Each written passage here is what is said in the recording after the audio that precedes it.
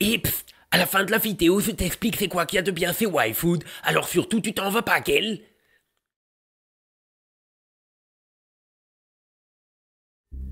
Nous sommes le jeudi 4 décembre 1952 à Londres. La guerre est terminée depuis 7 ans, mais son souvenir est encore vif et ses conséquences encore bien mesurables. Les destructions et le coût humain ont été tels que l'Europe a eu besoin de longues années pour s'en remettre. En France, par exemple, les tickets de rationnement ont été en vigueur jusqu'en 1949. Eh oui. Et donc en 1952, l'Angleterre se remet péniblement de ses blessures et l'économie se rétablit au prix de certains sacrifices. Une partie non négligeable des revenus du pays repose alors sur les exportations de charbon qui servent à rembourser les emprunts de guerre. Seulement voilà, la demande est très forte et la production peine à suivre le rythme. La conséquence directe de ça, c'est qu'une fois le charbon de qualité vendu à l'étranger, il reste pour la consommation domestique du nutty slack, une poudre de houille de mauvaise qualité riche en soufre. Quand il est brûlé, ce charbon rejette donc du dioxyde de soufre qui, associé au dioxyde d'azote, un autre produit de combustion, entraîne la formation de sulfate et d'acide sulfurique. Et normalement à ce stade de la vidéo, vous savez déjà, à l'évocation de produits chimiques notoirement dangereux pour la santé, que cette histoire va pas bien finir.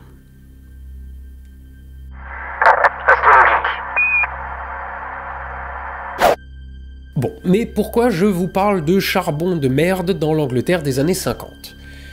Permettez-moi de vous montrer un graphique qui, selon moi, est très éloquent. C'est certes pas la première fois que je le montre sur la chaîne, mais bon, peu importe. Sur ce graphique, on voit nettement la croissance du parc nucléaire mondial après l'arrivée du nucléaire civil.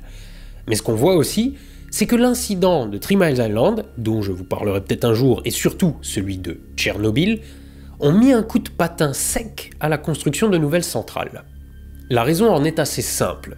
Le nucléaire, qui jusque-là se présentait comme une manne incroyable, le nouveau bond vers l'avenir de l'humanité qui parvenait à dompter l'atome, s'est changé en la crainte d'un mal invisible qui tue de la pire des manières. Et oui, l'être humain n'a pas de sens pour détecter la radioactivité. Si un composé chimique se trouve en suspension dans l'air, vous avez de grandes chances qu'il pue et vous indique un danger. Bon, c'est pas systématique, mais c'est très courant quand même. En gros, quand t'as le nez ou les yeux qui piquent, tu sais qu'il est temps de mettre les voiles.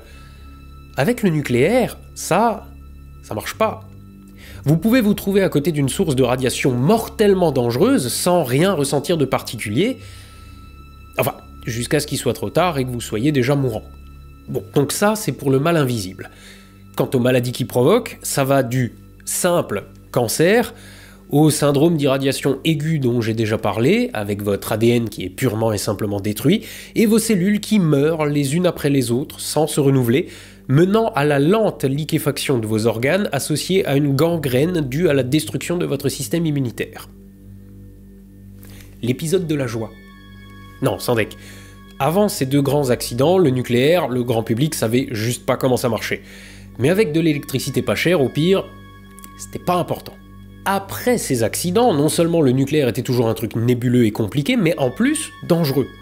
Et encore pire, on n'avait aucun moyen de savoir si la centrale d'à côté n'était pas au même moment en train de nous contaminer sans qu'on s'en rende compte. Et aujourd'hui encore, le nucléaire fait peur. Et même si on commence à se rendre compte qu'il représente la seule vraie alternative à la production d'énergie via des combustibles fossiles, le mal est fait, et une grande partie du public y est encore fermement opposée. Je vous ai moi-même déjà beaucoup parlé de nucléaire et c'était la plupart du temps pour vous raconter des trucs pas jolis. Parce que je suis un abominable youtubeur qui surfe sur les peurs primaires des gens pour générer du clic en racontant des histoires qui font froid dans le dos. Abonne-toi.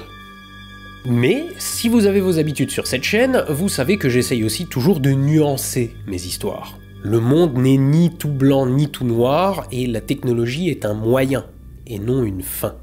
Donc normalement, vous avez compris que des cas isolés, aussi glauques ou terrifiants soient-ils, ne sont que ça, des anecdotes. Bon, mais quel rapport entre le nucléaire et du charbon merdique à Londres en 1952 ? Eh ben, des statistiques. Parce que dire du mal du nucléaire, ça fait de bonnes histoires à raconter, mais elles ne sont que ça. On estime aujourd'hui, compte tenu des morts provoquées par le nucléaire civil, qu'il faut compter entre 0,03 et 0,04 décès par térawattheure d'électricité produite. Et évidemment, on ne compte pas là-dedans les victimes japonaises des bombes nucléaires, tout comme les avions de chasse abattus pendant la guerre ne sont pas comptabilisés dans les statistiques d'accidents aériens. Logique. Mais ces décès comprennent les opérateurs victimes d'accidents, mais aussi les civils victimes de cancer qui ont pu être reliés à la pollution. Et de fait, quand on additionne tout ça, ça fait environ 5 milliers de morts.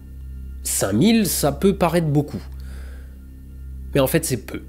C'est peu parce que c'est, par exemple, presque 4 fois moins que l'éolien. Et oui, il y a des accidents lors de leurs installations ou de leur entretien. Si ça compte pour le nucléaire, ça compte aussi pour l'éolien. Mais 0,04 morts par térawattheure, c'est aussi 11 fois moins que le solaire. Parce que les panneaux solaires demandent des terres rares dont l'extraction tue par intoxication ou accident les populations pauvres qui bossent dans les mines, sans compter les maladies engendrées par la pollution tout autour. Mais le nucléaire reste une technologie très minoritaire pour la production d'électricité, moins de 10% des productions mondiales. En parallèle, on en doit les 2/3 aux centrales thermiques consommant du pétrole et du charbon. Le nucléaire fait très peur, notamment grâce, et j'ai pas peur de le dire, à la propagande de certaines ONG mues plus par leur idéologie que par les faits. Mais aujourd'hui, on considère que le nucléaire sauve des vies. Et on estime leur nombre à presque 2 millions. 1,84 pour cette étude de 2013, rien que pour la pollution de l'air qu'il a permis d'éviter. Parce que si je vous ai déjà fait peur dans certaines de mes vidéos avec des accidents reliés au nucléaire, il est temps de rendre ces lauriers à l'énergie la plus dangereuse dont nous disposons, qui est 2500 fois plus mortelle au térawattheure produit et 3 fois plus utilisée dans le monde que le nucléaire. Aujourd'hui, on va parler d'une catastrophe insidieuse qui, à elle toute seule, a tué plus de 2 fois plus de monde que le nucléaire mondial depuis qu'il existe. Et ce, en quelques jours, à Londres. Et tout commence par une belle journée de décembre 1952. Nous sommes donc le jeudi 4 décembre. Ce jour-là, les relevés indiquent qu'un anticyclone s'installe sur le pays. De prime abord, ça ressemble à une bonne nouvelle. Et pourtant, les services météorologiques de Londres émettent un bulletin d'alerte. Dans une atmosphère, vous avez 2 grosses formations météorologiques, les dépressions et les anticyclones. Et si je dis dans une atmosphère, c'est parce que c'est vrai aussi ailleurs dans le système solaire. Une dépression tourne toujours dans le sens anti-horaire dans l'hémisphère nord et dans le sens horaire dans l'hémisphère sud, à cause de l'effet de Coriolis. L'anticyclone, c'est l'inverse. Et si on l'appelle anticyclone, c'est précisément parce qu'il tourne dans le sens contraire d'un cyclone. En outre, une dépression, comme son nom l'indique, est une zone de basse pression. L'anticyclone, lui, est une zone de haute pression. Et, histoire de faire un peu d'astronomie dans une vidéo qui parle de charbon et de beau temps sur l'Angleterre, la grande tache rouge de Jupiter, c'est un anticyclone. Bon, mais revenons-y à notre Angleterre. Nous sommes début décembre et il fait froid. Et à l'époque, la principale source de chauffage, ce sont les poêles à charbon. De la même manière, la principale source de production d'électricité, c'est le charbon. Près de Londres, il y a plusieurs centrales thermiques qui tournent à plein régime. Pour faire tourner l'économie, il faut faire tourner les usines, et pour faire tourner les usines, il faut produire de l'électricité. Certaines vous sont peut-être familières. Fulham, Battersea, Bankside, Greenwich, West Ham, ou encore Kingston tournent à plein régime. Et le beau temps arrive. Bonne nouvelle, non? Plus la température de l'air est élevée, plus sa masse volumique est basse. La conséquence directe de ce phénomène, c'est la convection thermique. L'air chaud, plus léger, monte. C'est le phénomène qui permet aussi bien aux planeurs qu'aux montgolfières de rester en l'air. Mais en hiver, la formation d'un anticyclone s'accompagne souvent d'un phénomène fâcheux. Une inversion. En temps normal, plus vous prenez de l'altitude, plus la température baisse. Donc l'air chaud près du sol s'élève vers des zones plus froides et tout ceci brasse l'atmosphère.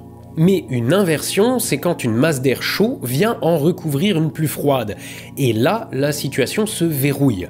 L'air chaud est en haut, l'air froid est en bas, la situation est stable, la convection s'arrête, Et dans les faits, tout va bien. Sauf si vous habitez en ville. En pleine nature, une inversion, c'est un non-événement. Ça peut donner naissance à une mer de nuages, mais bon.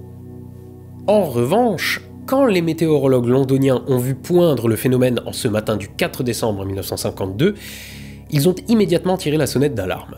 Les usines électriques, mais aussi les cheminées des domiciles majoritairement chauffés au poêle à charbon, rejettent des gaz de combustion chauds chargés de suie. Mais si ces gaz ne s'élèvent pas dans l'atmosphère parce que l'air au-dessus est encore plus chaud, que se passe-t-il ? Il se passe un verrouillage atmosphérique. Bloquée sous le couvercle d'air chaud, la fumée, au lieu de se disperser, forme une nappe. Et cette nappe va grossir et se densifier tant que l'anticyclone sera en place. La seule chose qui peut chasser cette inversion, c'est un vent capable de brasser l'atmosphère et remettre les couches de température à leur place. Or, rien de tel n'est prévu pour les jours qui suivent. Fâcheux, je disais.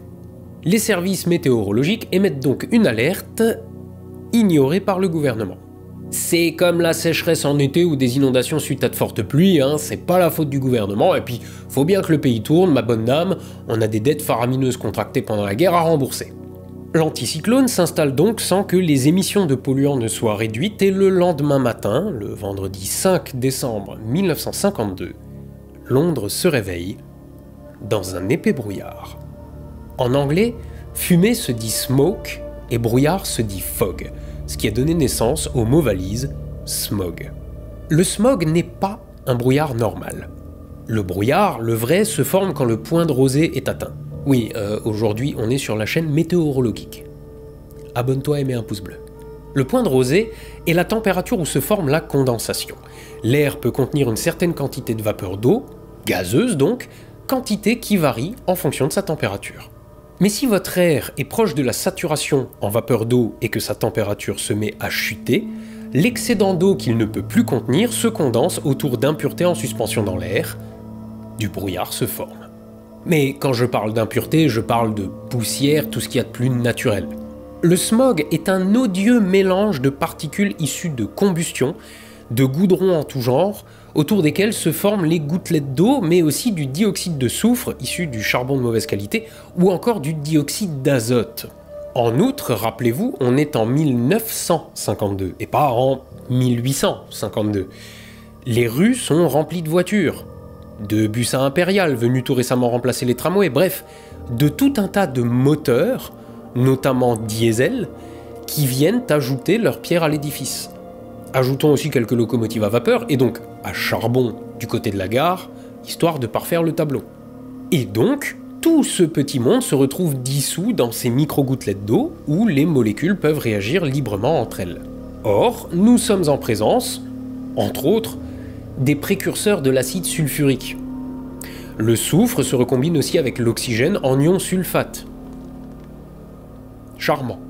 Rien que par la consommation en charbon des usines électriques, on estime qu'ont été rejetés dans l'air de Londres, en ce 5 décembre, 1000 tonnes de suie, 140 tonnes d'acide chlorhydrique, 14 tonnes de composés fluorés et 370 tonnes de dioxyde de soufre, pouvant ainsi former 800 tonnes d'acide sulfurique. Et, comble de l'ironie, le phénomène a été aggravé par les systèmes anti-pollution.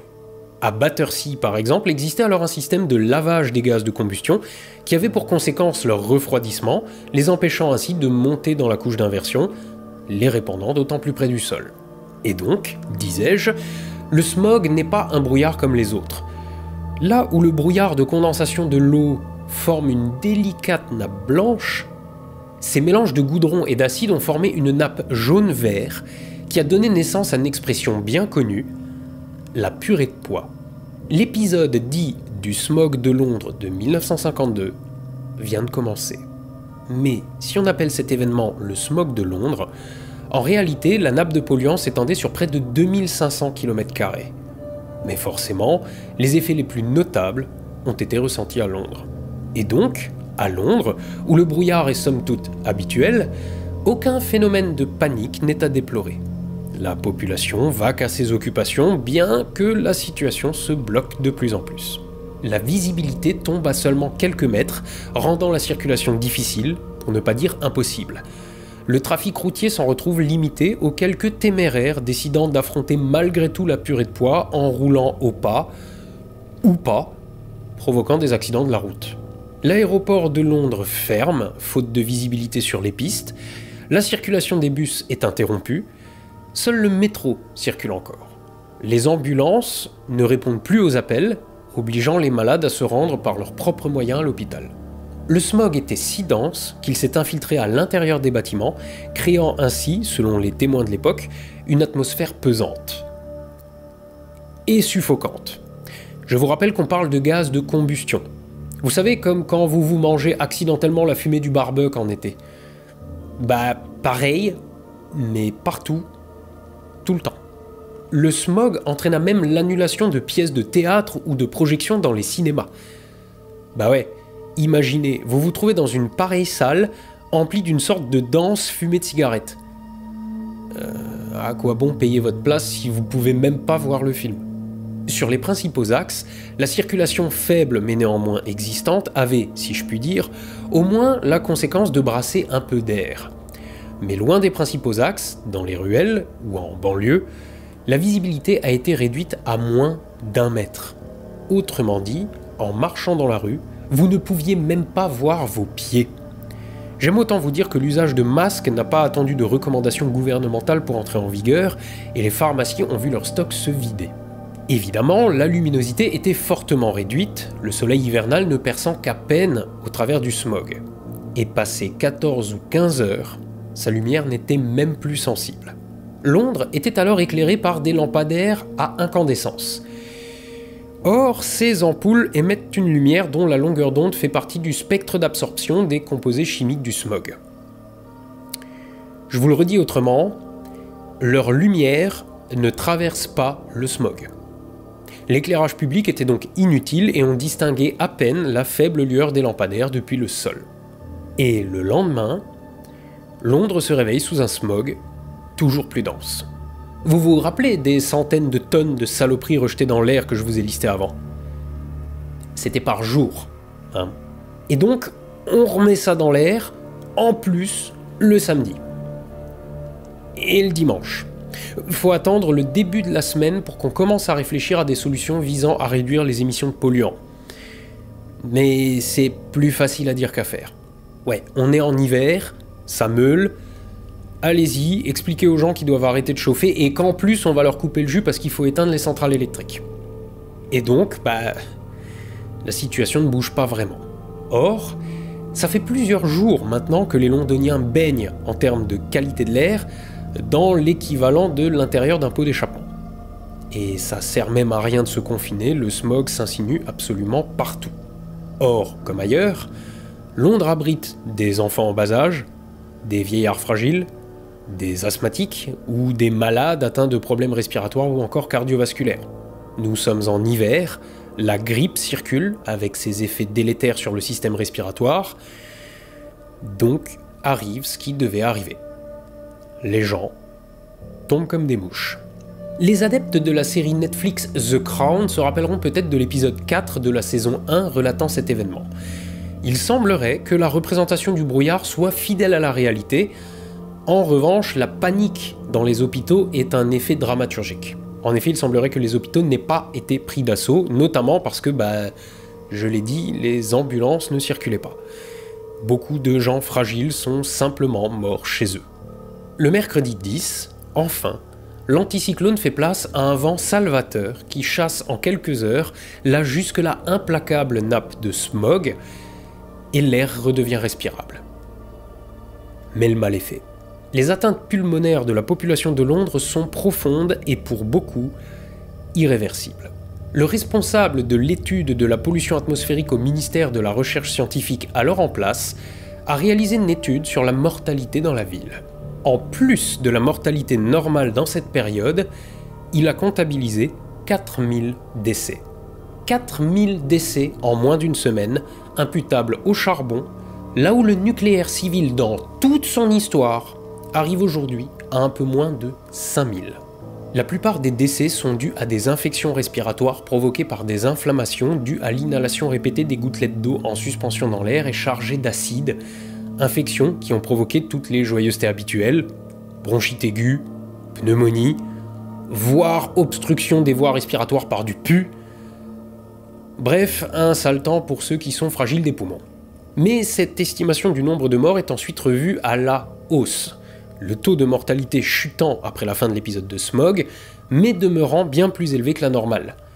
Les estimations montent donc jusqu'au chiffre alarmant de 12 000 morts. Et les études récentes sur le sujet tentent à corroborer ces estimations.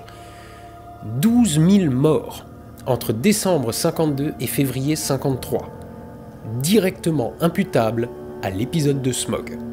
Si le gouvernement est resté plutôt passif pendant l'épisode même, ses conséquences ont eu un retentissement suffisant pour que soit voté quelques années plus tard le Clean Air Act incitant les ménages à abandonner le chauffage au charbon au profit du gaz de ville ou de l'électricité.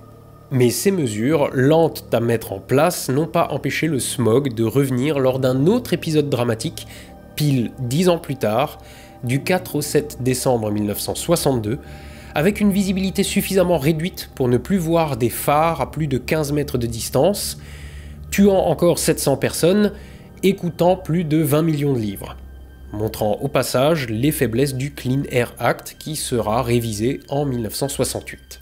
Les épisodes de smog, plus rares et moins graves à Londres, existent cependant toujours, ainsi qu'ailleurs dans le monde.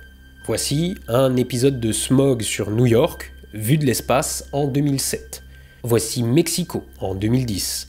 Mexico qui cumule les tares, une zone encaissée, rarement venteuse, mais en haute altitude, histoire que les moteurs fonctionnent moins bien et crachent des gaz brûlés. Mais citons encore le grand smog chinois de 2013 qui a affecté une bonne partie de l'est de la Chine durant le mois de décembre. Par endroits, la quantité de polluants en suspension dans l'air s'élevait à près d'un demi-gramme par mètre cube. Normalement, avec 50 microgrammes, l'air est déjà considéré dangereux. Et tous ces joyeux épisodes de smog sont dus aux énergies fossiles. D'abord le charbon, dès le début de l'ère industrielle, comme ici représenté par Claude Monet en 1901, et aujourd'hui par le pétrole. Aujourd'hui, il représente 60% des sources d'énergie des centrales électriques, le nucléaire ne dépassant pas, je l'ai dit précédemment, les 10%. La mauvaise qualité de l'air due à la combustion du charbon et du pétrole cause, chaque année, la mort de près de 5 millions de personnes à travers le monde. Que les choses soient bien claires, je suis pas en train de me lancer dans un sermon écolo. Moins qu'on puisse dire, c'est que c'est pas mon genre.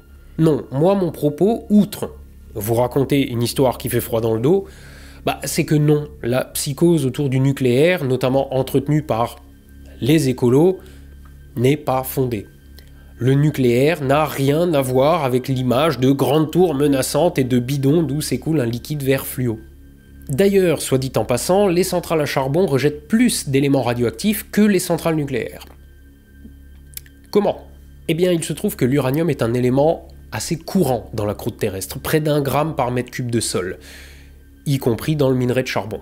Donc, quand tout ce bon charbon est brûlé, l'oxyde d'uranium accompagne les fumées de combustion et se retrouve dans l'atmosphère.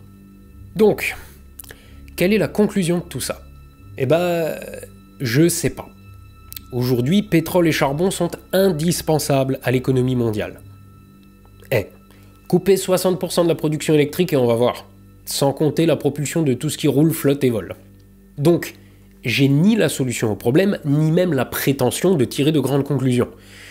Je pense en revanche que si le nucléaire, c'est très bien pour se faire peur dans des histoires glauques à souhait, faut pas perdre de vue que des mecs qui se font liquéfier par une barre de combustible ou une boule de plutonium, ça reste des anecdotes, pas des généralités. Et que si on se penche sur les trucs noirs qui sortent du sol, des histoires de catastrophes ayant provoqué des milliers de morts, on en trouvera beaucoup, beaucoup plus. Mais je sais pas. Peut-être parce que ce n'est pas un mal invisible et terrifiant, et peut-être parce que ça choque pas vraiment que les gaz d'échappement, c'est pas bon pour la santé. Bien que des milliers de fois plus mortels que le nucléaire, le charbon et le pétrole ne font pas peur. Levez les yeux au ciel. Soyez astronogeek. Et à la revoyure.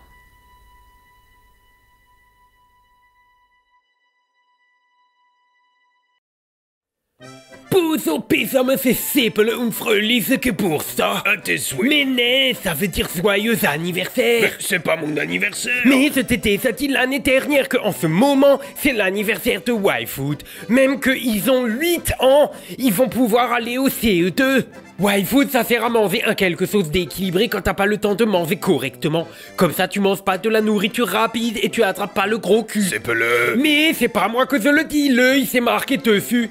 So, pour l'anniversaire de YFood, on va regarder qu'est-ce que les gens qui regardent Astronogeek, ils achètent le plus. Les gens qui regardent Astronogeek, ils achètent les boissons café, vanille ou chocolat. Donc ils prennent pas des trucs compliqués. Ils achètent aussi un petit peu de la poudre, mais c'est YFood qu'elle, pas au monsieur Selou qui attend au coin de la rue. C'est pas le... Et la plus beaucoup préférée des gens, c'est la poudre vanille. Donc les gens qui regardent Astronogeek, ils aiment quand même pas les trucs compliqués. Y en a aucun qui a acheté le goût carambole ou pomme cannelle. Mais ça existe pas ça chez YFood. Sofiso, mais si les gens ils en achèteraient plus, bah YFood ils s'en feraient. C'est pas le... Je suis pas sûr que ça marche comme ça. Et puis Kukato d'anniversaire alors. Pour leur anniversaire, YFood ils pourraient faire un Kukato d'anniversaire, comme ça. C'est pas le...